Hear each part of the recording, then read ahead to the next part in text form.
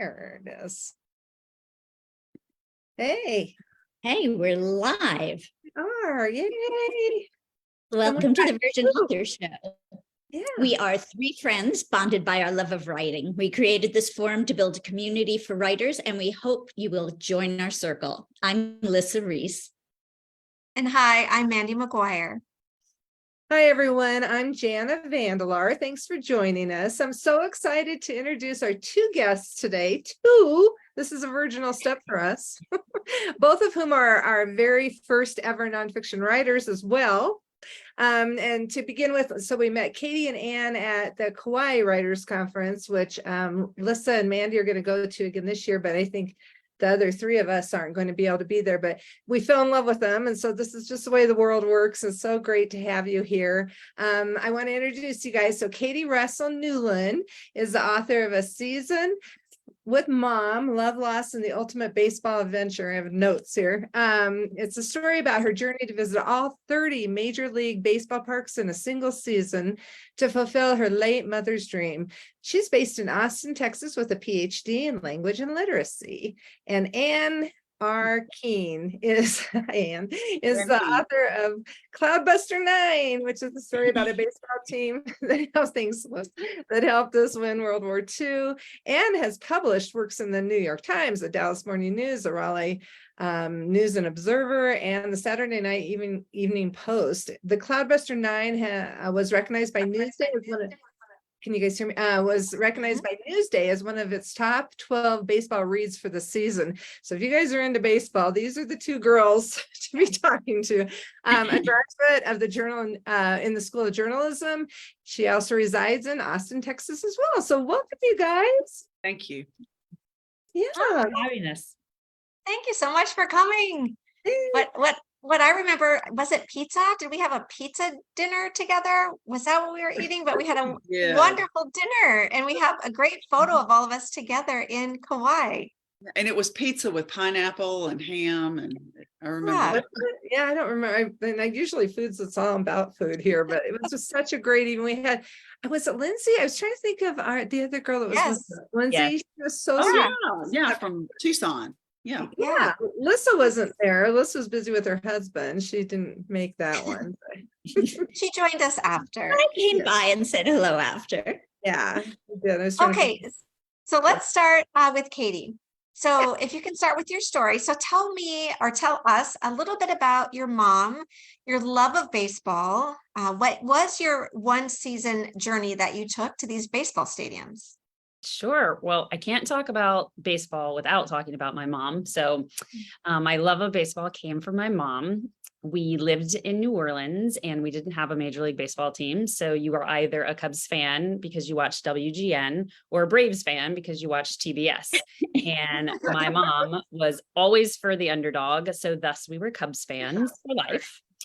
And I was one of 6 kids, and I knew that my ticket to spending time with my mom was baseball. And so we would watch games. They were only during the day then because they didn't have lights.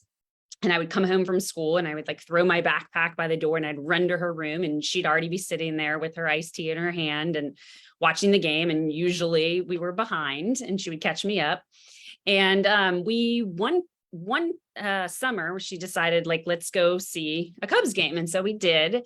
And while we were there at Harry Carey's restaurant, which was the famous announcer for the Chicago Cubs, she said, let's go see all the ballparks. And she yelled it at the top of her lungs. I was mortified as a 12-year-old, as you can imagine. Right. I still do that to my daughter. Yeah. Right. The whole restaurant turned, but I kind of secretly, she planted a seed in my mind. And so we had gone to about 10 stadiums, and she got cancer and passed away from cancer. And then I got cancer 2 years later. And I thought, why haven't I done that thing my mom and I always wanted to do? And so I set out to see all 30 Major League ballparks in one season to honor her. But in the end, it was sort of to find myself as well.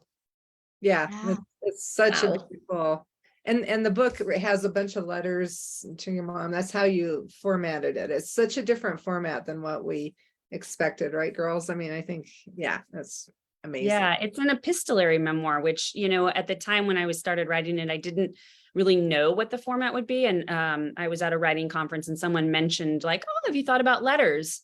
And then, and I thought, you know what, that is exactly what it is, because I wanted the reader to feel like they were eavesdropping on a conversation with my mom and I wanted it to feel intimate. And so I was really grateful for that suggestion, because it certainly took me down a path that felt right for the story and what I was trying to achieve. Yeah, it's amazing. Because we have to, there's so much to talk about, but really quick, Anne, I want to talk the Cloudbuster Nine. Well, the Cloudbusters the team included Ted Williams, which is one of the best baseball stars of the time. Can you tell us even why? I didn't even know this until I read the book, that at that time they had a service league team during the war. And tell us about how you even started this, which is so cool about your dad and stuff. Well, yeah. I mean, my father, if you hold the book jacket up, he's the little kid in the cover. He was the bad boy. And what's so unusual about that team is they were a military team. Most of those guys were major league players. That's the thing. And they put their careers on hold to serve their country. That picture was taken in Chapel Hill, North Carolina. And my father actually grew up, was a pitcher at Chapel Hill, All-American pitcher. He pitched for the Durham Bulls, became a professional player, but he was injured. He was obsessed with sports, obsessed with baseball. Watched 2 televisions at the same time, read Sports Illustrated, And this is back in the big television days. This is exactly, picture, Right. So he was just one of those guys. I've met a lot of those guys, by the way, when I talk about the team, but long story short, when he passed away, about 6 years ago, I wanted to tell a happier story, because he had been injured when he was a professional player. But as a child, I knew, based on stories that he had spoken, told us over the years, that he was the bat boy for this team of major leaguers with Ted Williams and Johnny Pesky and Buddy Hassett and really every major league of the era.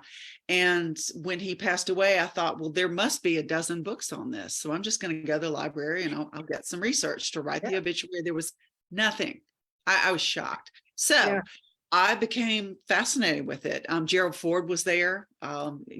Katie, I know you're up in Grand Rapids now, but Gerald Ford, George Bush, and I'll talk about this later, lots of famous people, but I told the story of the funeral. That's what did it in my hometown.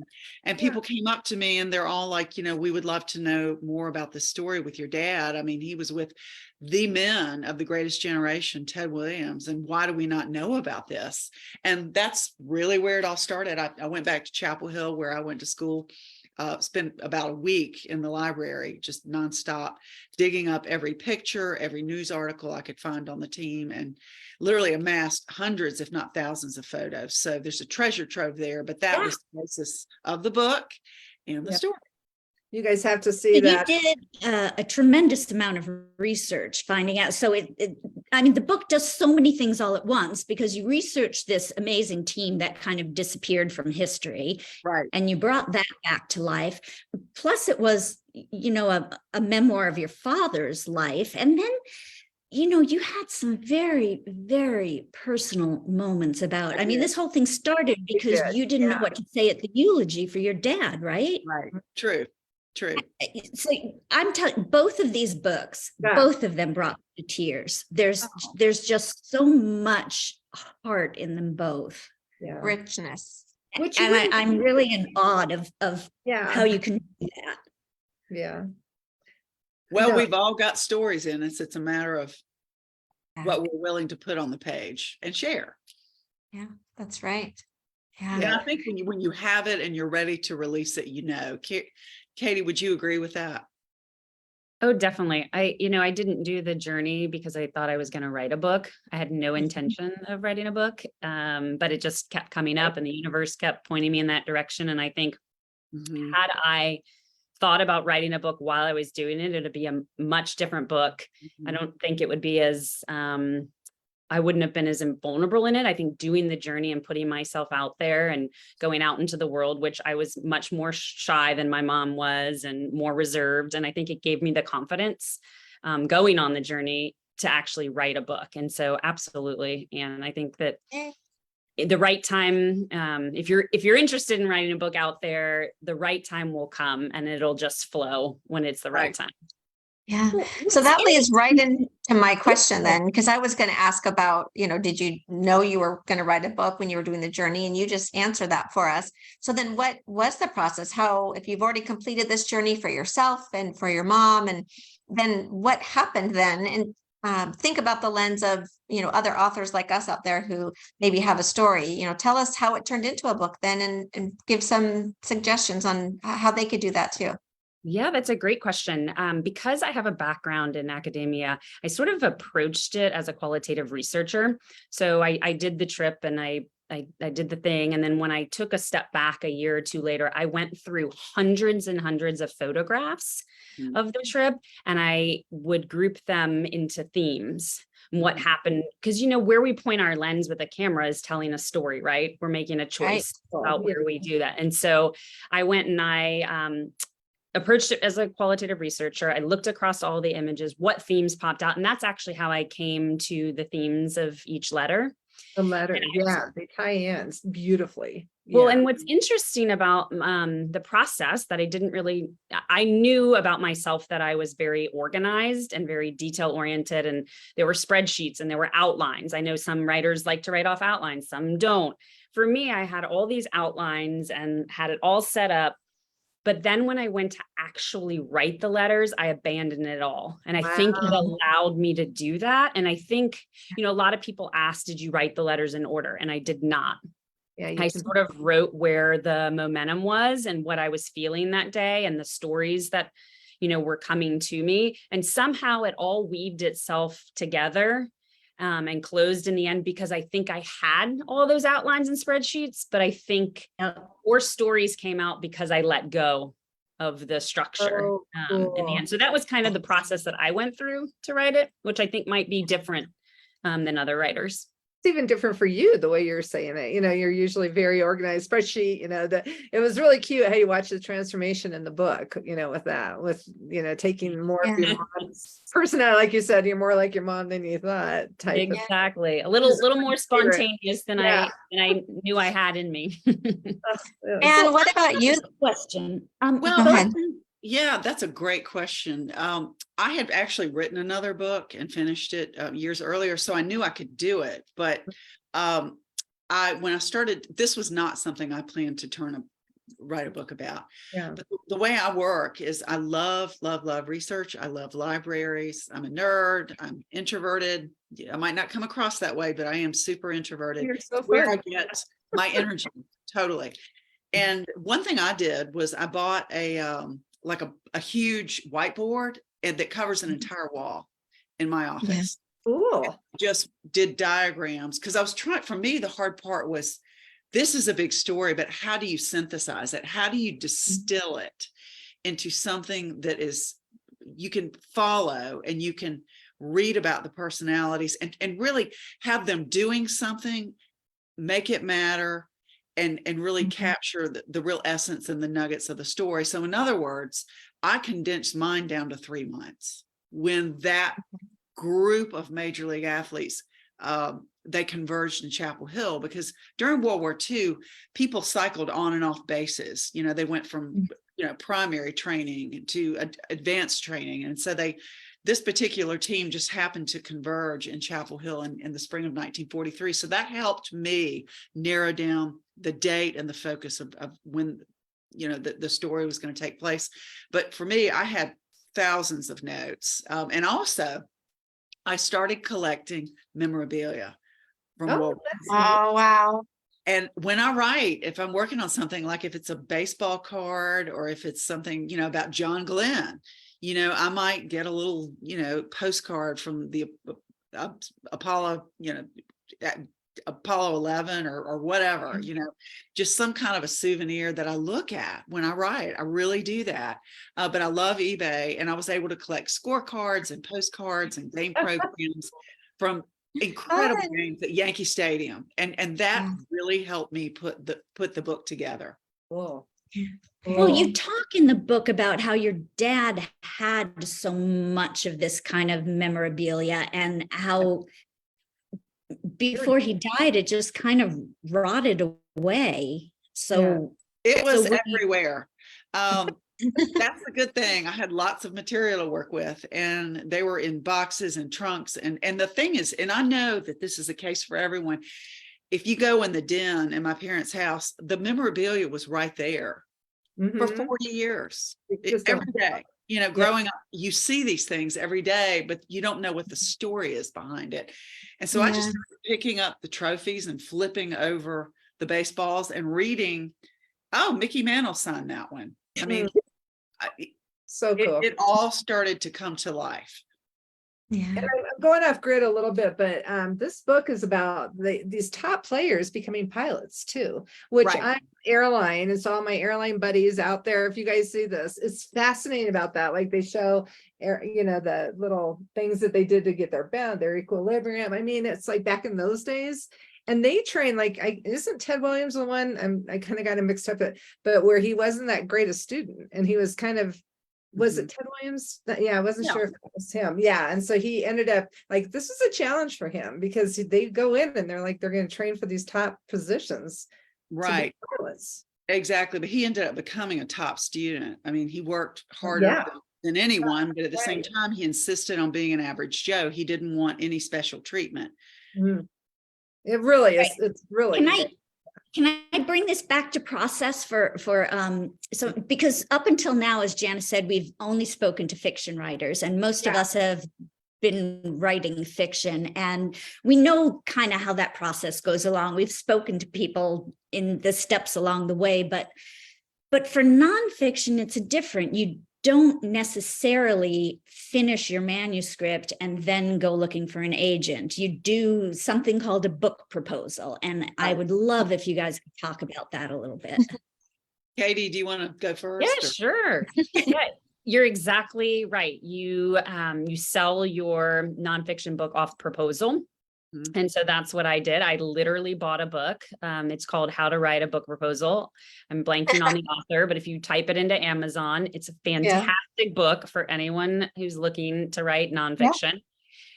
Read it one summer and was like, okay, this is how you write a book proposal, and just sort of followed their template and wrote that. And then you will take that to either like writing conferences where you can pitch agents.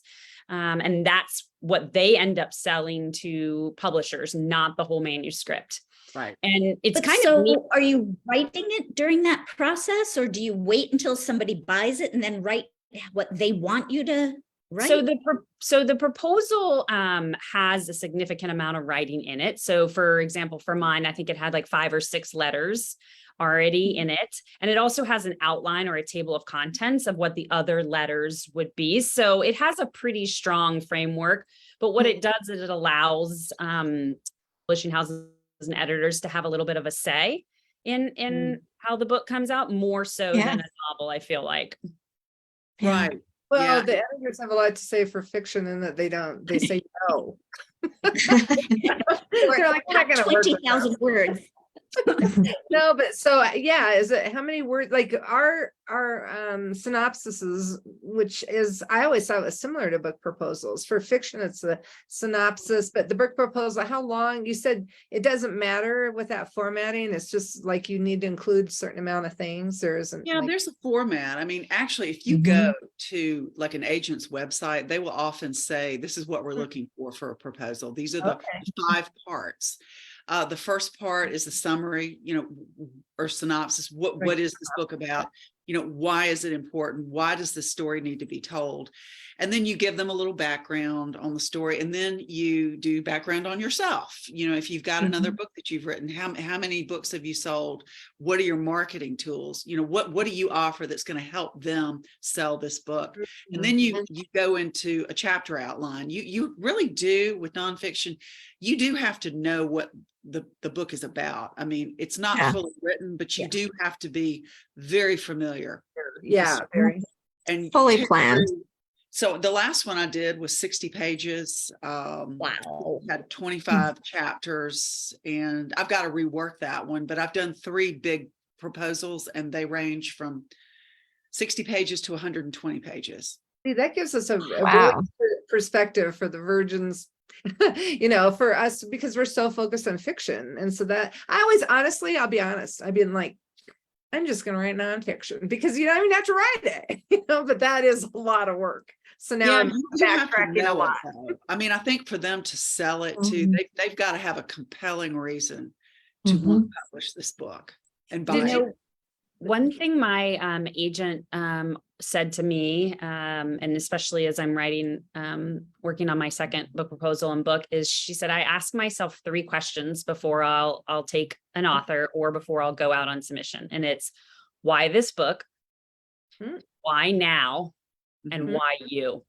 Yeah. And this is Oh, in that's particular great. in love that, nonfiction, guys. because in nonfiction, you have to be a compelling reason to be the person to tell that story. Right. And Yeah. for my book, it made sense, obviously, like, yeah, why me? I went through the thing. But for something like pickleball that I'm working on, like, why me? I'm not a, you know, famous pickleball player. I'm not a, you know, so those are things that you, 3 questions that if you're interested in writing nonfiction that I think are really clear and I think are really smart love things to think through. Very good. Yeah, thank you. And did you have Peyton Manning's? I love that because I'm Colorado. Peyton Manning is writes her forward in here. And it isn't like just a sentence. It's like a chapter, you know, it's like a couple of pages. And so did you have that ahead of time? Did you know to do that? Or did you think, you know what, I know I Peyton. did not have it with the book proposal, Okay. but because he was so kind in notifying the Cubs that I was doing the journey, and that so at the end of my journey, the Chicago Cubs let me throw out the first pitch at Wrigley Field, which was a childhood dream and was magical. And I happened to grow up across the street from Peyton in New Orleans. Oh, And I didn't know so that. Yeah. when he heard through some media stuff and Facebook that I was doing the journey, I think, you know, he was the one that reached out to the Cubs to let him know I was coming on my last ballpark. And so he was Oh, that's certainly so a big part of the nice. story. That's a And great he's story. Yeah. That was super incredible. And you were in a documentary. They filmed the coverage and you won an award for the It's film. on our website. You guys have to see that documentary. It's so good. You know. Really That's quick, so you mentioned agent, and this is back to the business of it all. And I don't mean to keep flipping you guys because you guys, everybody out there, but did you guys have an agent ahead of time? And do you have an agent, or did you have it after you got the book proposal done and you sold? Yeah, it's interesting because I entered my the book concept in something called the Writers League of Texas. It's actually a national contest. How about it? Yeah. And so everyone is free to submit, but it is based in Texas. And if you place, you can get a meeting with an agent. I had done it before, and I won the nonfiction category. The thing is this, your name is not on it. When you get assigned to an agent, they don't know that Ann Keene wrote this. Oh, The person who happened to pick the entry didn't know I wrote it, and it was someone I knew, and it was Jim Hornfisher, who was a fantastic agent, Oh, Red wow. Sox fan, a Navy historian. So of course, my book was about Navy baseball. It was just serendipitous, and it was like, it's like, Katie, these things happen. It's like it's providence, you know. So I got paired up with Jim, and then he sold the book. Unfortunately, he passed away from brain cancer, I guess about 2.5 years ago. So I do have another agent that I'm working with now. okay. But that's Yeah. important because they really they are really your eyes and ears. And when you send something in, you do need feedback from them. Sometimes that's a terrible idea. You know, nobody's going to read that. I can't sell that.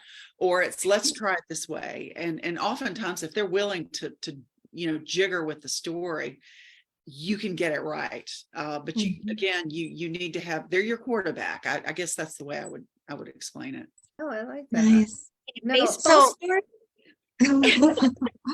So I would love to kind of circle back to when, you know, we first met in Kauai and we all had this lovely dinner together. So I'd like to know how both of you met and what is your relationship together, because we here on Virgin Authors, we've been building a community and we have a lot of friends that are accountability partners or beta readers or just author friends that we meet at conferences. Tell us a little bit about you guys, your friendship. Well, I met you at the Writers League of Texas. I was on a panel with your agent and you came in with your manuscript. Well, Wow. and she wasn't my agent yet. That's right. Sorry. At I the didn't- time, which is so ironic because piggybacking off of what you just said, Anne, which is about serendipity, and I was pitching. So I didn't win a contest or award to get an agent, but meeting, but you can pay to have access to agents and you get to pitch them. Yeah. Well, one of the women that Kristen Van Ogtrop, who is my agent, was on a panel with Anne that day. And so when I walked in to do my pitch, you only get like 5 or 6 minutes. She only knew one person in Austin or in Texas, and it happened to be a person I knew. Oh. And so it was just like, oh, you know him?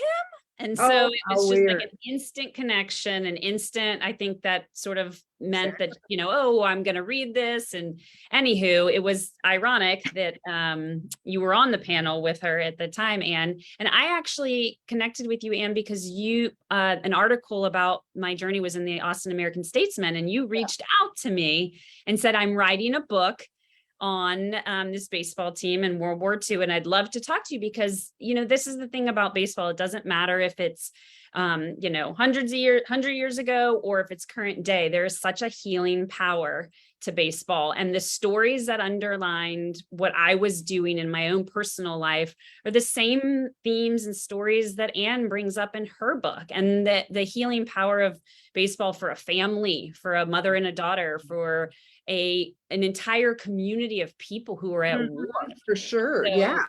I think that's actually where we first originally. Right.